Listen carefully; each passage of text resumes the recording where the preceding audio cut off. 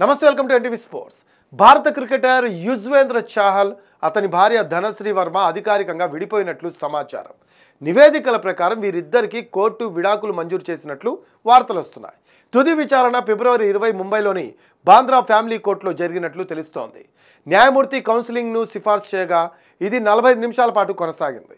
తర్వాత రెండు పార్టీలు స్నేహపూర్వకంగా విడిపోవాలి అనే నిర్ణయాన్ని ధృవీకరించాయి. విడాకులపై హింట్ ఇస్తూ చాహల్ ఇన్స్టాగ్రామ్ పోస్ట్లో నేను లెక్కించలేనంత ఎక్కువసార్లు దేవుడు నన్ను రక్షించాడు, నేను రక్షించబడిన సమయాలను నేను ఊహించగలను అని రాసుకొచ్చాడు. ఇక ధనశ్రీ వర్మ పెట్టిన పోస్ట్లో ఇలా: మనం పడే బాధలు పరీక్షలను కొంతకాలం తర్వాత ఆ దేవుడు ఆశీర్వాదాలుగా మార్చగలడని తెలిసింది. దేవుడిపై మీకున్న విశ్వాసమే మంచి జరిగేలా చేస్తుంది అని రాసుకొచ్చారు. ఇక ప్రస్తుతం చాహల్ భారత జట్టులో స్థానం కోసం పోరాడుతూ ఉన్నాడు. ఇటీవల ఐపీఎల్ మెగా ఆక్షన్లో చాహల్ను పంజాబ్ కింగ్స్ 18 కోట్ల రూపాయలకు భారీ ధరకు దక్కించుకుంది. చాహల్కు భారత జట్టులో చోటు దక్కడం కష్టంగానే కనిపిస్తోంది.